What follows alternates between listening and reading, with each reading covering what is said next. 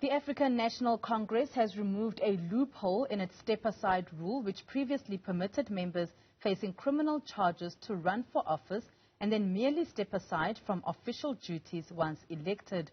Could some ANC members who were affected by the step-down resolution now join forces with those who oppose party president Cyril Ramaphosa? To explain the meaning of the impact of the amendment, we are joined by political analyst Levy Ndou. Levi, good morning to you. Thank you so much for your time. Let's just start off with where was the confusion when it comes to the step-aside rule? Good morning to you. Good morning to the viewers at home. In my view, there was no confusion at all. The step-aside resolution is quite clear. It says, if you're facing serious criminal charges, you don't have to participate in the activities of the party.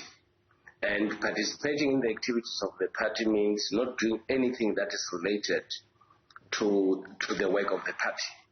And I think some within the ANC have not been happy with this rule, and they wanted to identify any legal chance that will make them participate in the activities of the party. And of course, there are those who are nominated and they ended up being elected, and when they accept their nominations, they only had to send a letter. And that, for me, is participation in the activities of the party.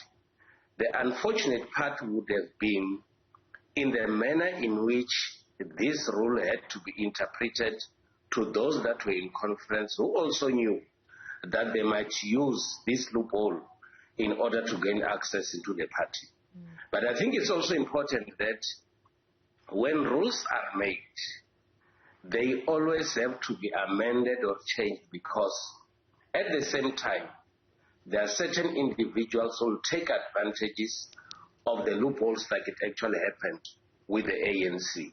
And I think the ANC leadership has actually done well in trying its best to ensure that these loopholes are dealt with so that there is clear understanding of what then is supposed to happen on matters relating to the step-aside rule. So with that said, then, Levi, what does this amendment mean for those who would have needed to step aside?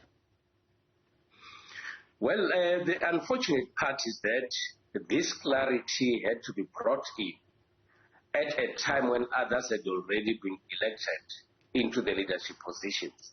And it will then mean that they will just have to be left to continue in those positions.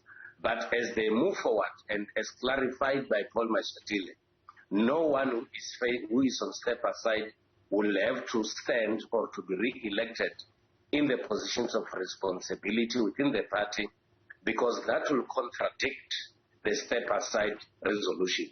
Moving forward, I think it will mean that no one would say, I'm going to stand for re-election and step aside, because in any way, it does not have a meaning.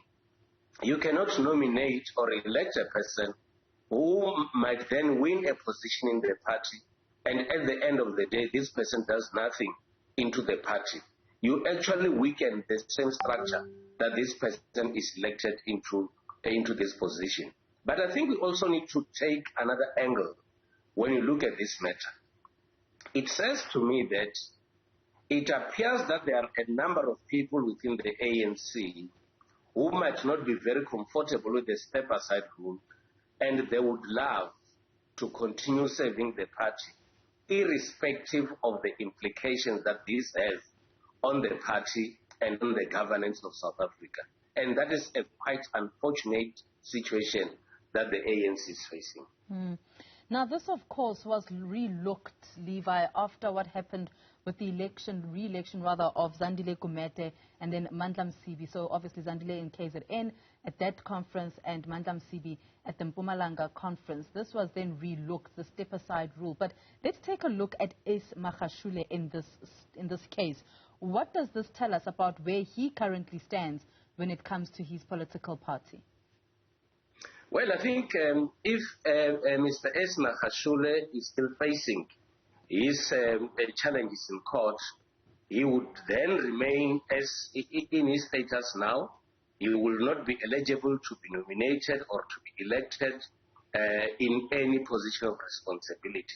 But we also need to look at Mr. Makhashule outside the other members, because Mr. Makhashule is also suspended from the party. So his case is totally different from the rest.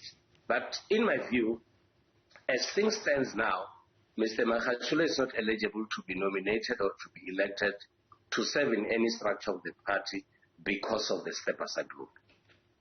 Now, Levi, we do know that the ANC has now said that they will review this step-aside rule once a year. Do you think this is sufficient, or should it happen more often? I think they need to constantly review this resolution, and I will tell you why.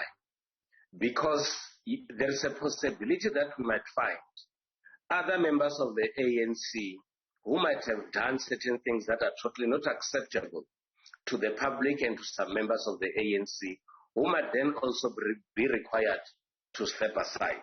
And it will then require that constantly the ANC will have to look at this resolution. But number two, when we make rules, and it's a general practice, rules would always be amended, they will have to be revisited, so that if there are loopholes that are in existence, these loopholes will have to be closed. And whether we like it or not, it appears as if there is a good number of people who do not care whether they've done wrong or they are implicated in wrongdoing, but they will still want to occupy positions within the party. So it will be important for the party to constantly relook at these matters so that their fight against corruption is actually being able to be seen to be very serious, but also to make sure that those that are implicated in corruption and those that are corrupt in the ANC should not get comfort within the party.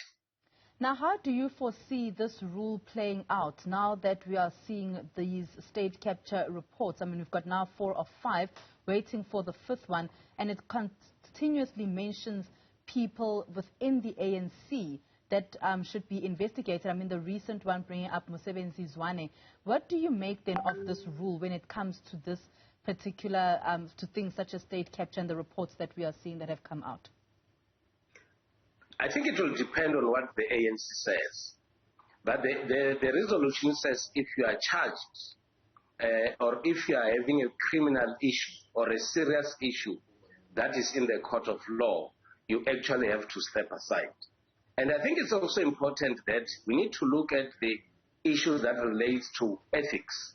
There are certain individuals of the ANC and high-ranking members of the ANC who have been mentioned in the report that was released very recently for receiving monies, for bribes, and of course, some of them have got good reasons to say that they don't see wrong in what they've actually done.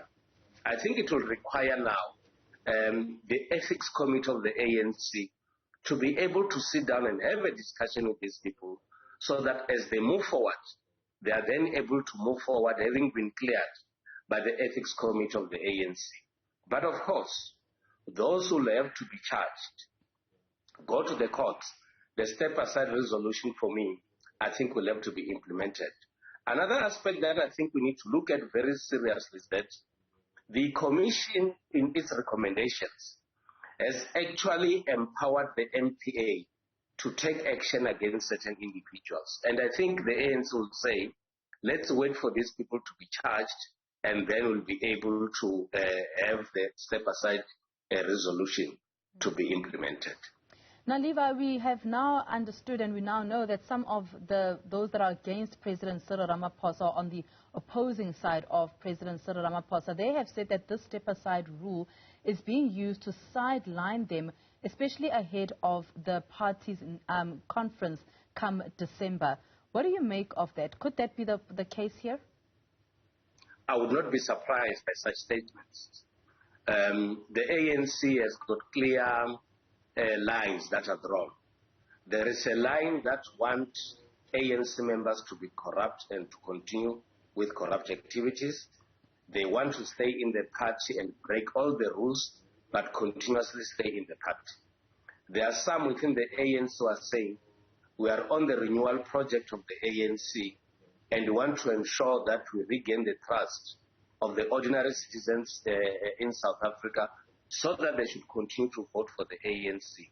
And this group appears to be saying that corruption and defending corrupt individuals have got negative implications on the performance of the ANC in and outside government.